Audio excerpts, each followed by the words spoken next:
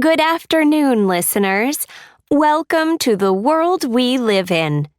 Today, I have a very special guest on the program.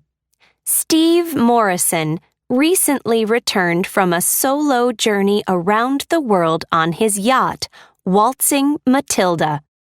He has just published a book about his adventures called Steve and Matilda, Alone Together. Steve, welcome to the program.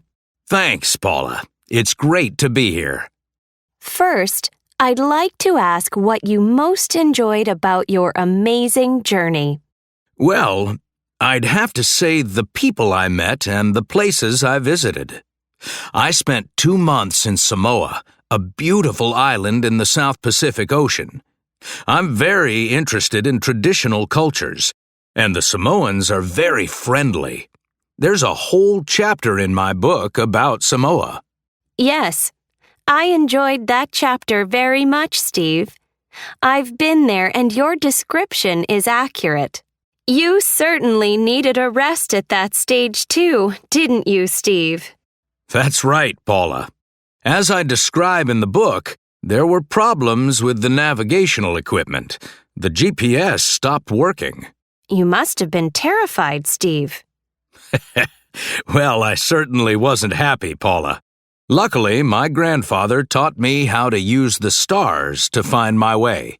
That information was very useful. Did you ever get lonely, Steve, with no one to talk to?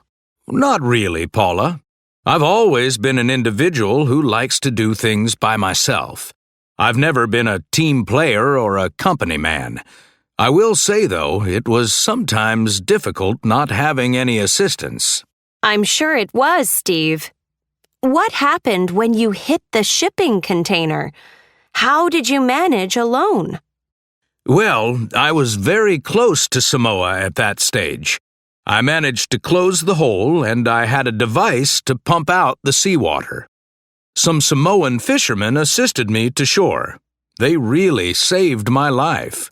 You have a special place in your heart for the Samoan people, don't you, Steve?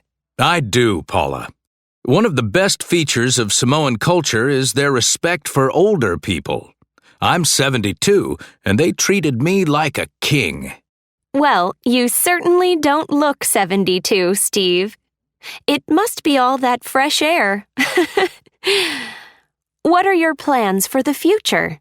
Well, I'm planning another journey, Paula.